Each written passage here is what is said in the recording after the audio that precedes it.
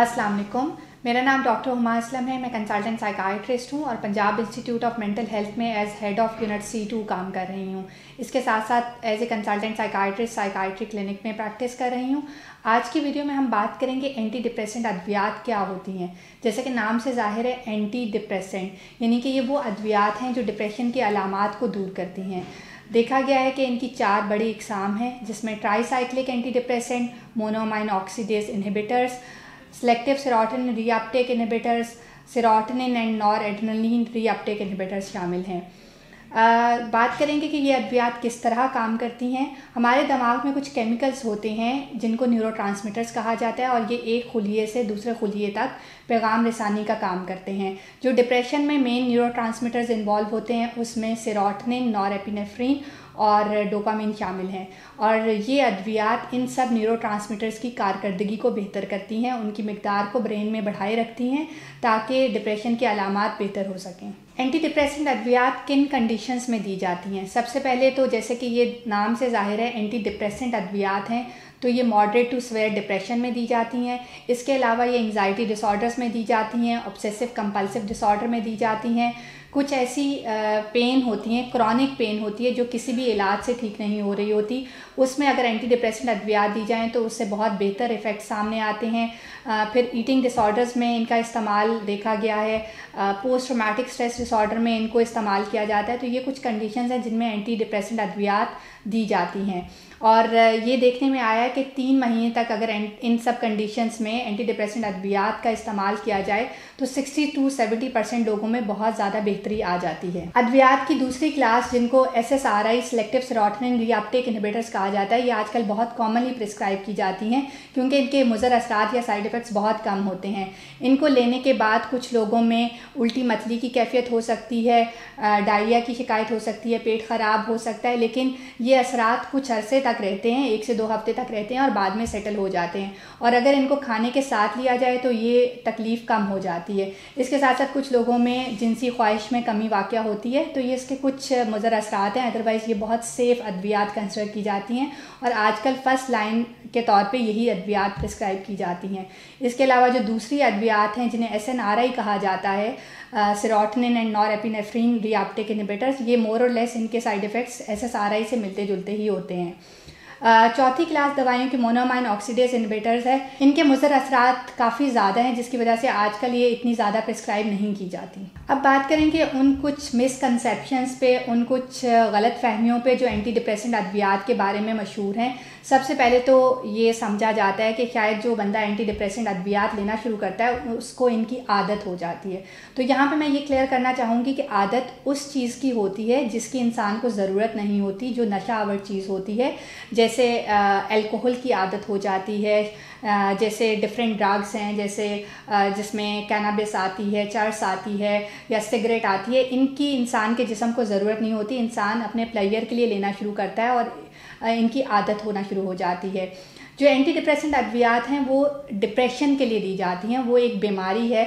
जैसे किसी को ब्लड प्रेशर का इशू होता है और उसको ब्लड प्रेशर के लिए अद्वियात दी जाती हैं। आपने किसी को ये नहीं कहते सुना होगा कि ब्लड प्रेशर की अद्वियात की आदत हो जाती है, या इस तरह के किसी को शुगर का मर्ज़ होता है और वो शुगर के मर्ज़ को ठीक करने के लिए अद्वियात लेता है, तो लोग ये नहीं कहते कि शुगर के मर्ज़ के लिए जो अद्वियात दी जाती है उनकी आदत हो जाती है, क्योंकि माना जाता है कि वो बीमारियाँ हैं। इसी तरह जो मेंटल इलनेसेस हैं वो भी रियल इलनेसेस हैं और दिमाग में कुछ केमिकल्स के उतार चढ़ाव से होती हैं और उनमें अद्वियात लेना उतना ही ज़रूरी होती हैं जितना फिज़िकल इलनेस में लेना ज़रूरी होती हैं।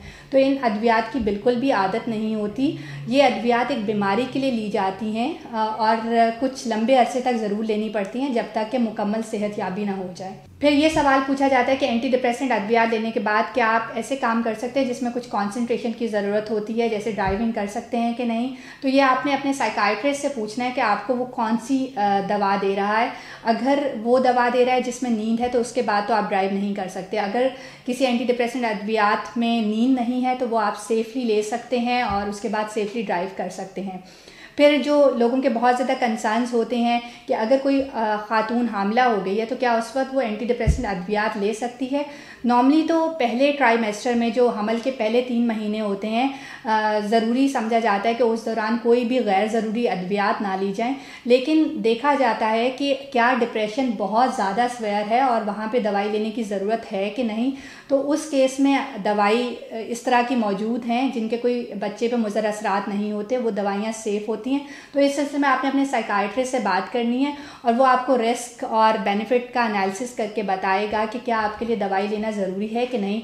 आपने अपने साइकाइट्रिस्ट से पूछे बगैर दवाई को बंद नहीं करना, क्योंकि दवाई को बंद करने से आपके डिप्रेशन से बच्चे पे समटाइम्स ज़्यादा मुज़र असरात मुरतब हो सकते हैं एज़ कम्पेयर टू दवाई कंटिन्यू करने से। तो ये एक रिस्क और बेनिफिट का एनालिसिस किया जाता है, देखा जाता है कि डिप्रेशन कितना सवेयर है और दवाई लेना कितना ज़रूरी है हमल के दौरान।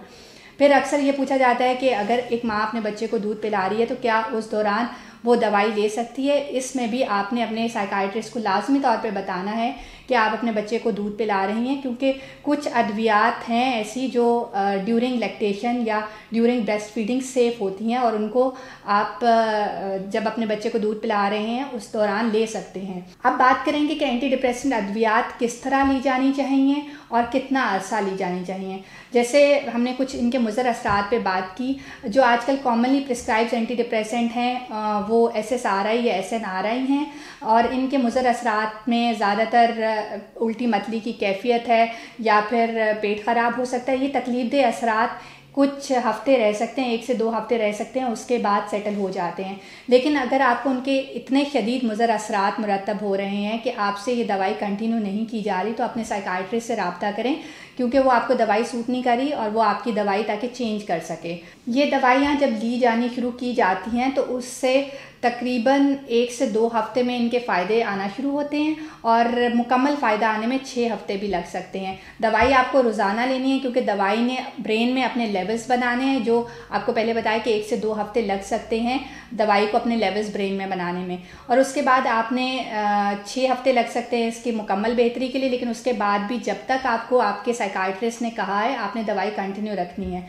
फर्स्ट एपिसोड ऑफ डिप्रेशन के लिए नॉर्मली 6 से 9 महीने दवाई को कंटिन्यू रखा जाता है।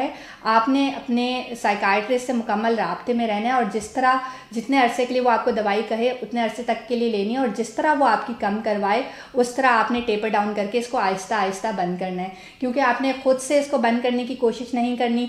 अगर आप अचानक से दवाइयों को बंद करेंगे तो इसके बहुत तकलीफदेह असरात मुरतब हो सकते हैं, क्योंकि दवाई एक लंबे अरसे तक जिस्म में जा रही है और अगर अचानक से उसके लेवल्स फॉल करेंगे तो आपकी बॉडी उसको रिएक्ट करेगी। तो इसको अचानक से कभी भी बंद नहीं करना, अपने साइकाइट्रिस्ट के मशवरे से आहिस्ता आहिस्ता टेपर डाउन करके बंद करना है जब आप मुकम्मल ठीक हो जाएं। अक्सर लोग ये पूछते हैं कि अगर वो दवाई नहीं लेते तो फिर क्या होगा।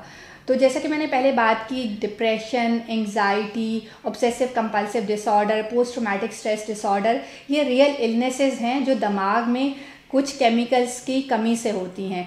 तो अगर आप उन केमिकल्स की मिकदार को करेक्ट नहीं करते, बीमारी को एड्रेस नहीं करते, तो बीमारी तो बढ़ती रहेगी। ये इसी तरह है, अगर किसी को शुगर की बीमारी हुई है और उसकी जिस्म में इंसुलिन कम है और वो शुगर को मैनेज नहीं कर पा रहा, ब्लड शुगर लेवल्स को मेंटेन नहीं कर पा रहा, अगर वो दवाई नहीं लेगा तो डायबिटीज़ की कॉम्प्लिकेशंस होना शुरू हो जाएंगी।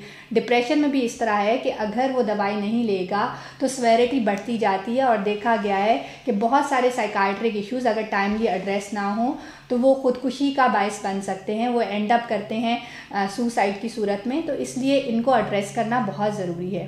अगर इस मामले में आपको मज़ीद कुछ रहनुमाई चाहिए तो आप नीचे कमेंट्स में पूछ सकते हैं। इस तरह की मालूमाती वीडियोज़ के लिए हमारा चैनल सब्सक्राइब कीजिए। Thank you very much.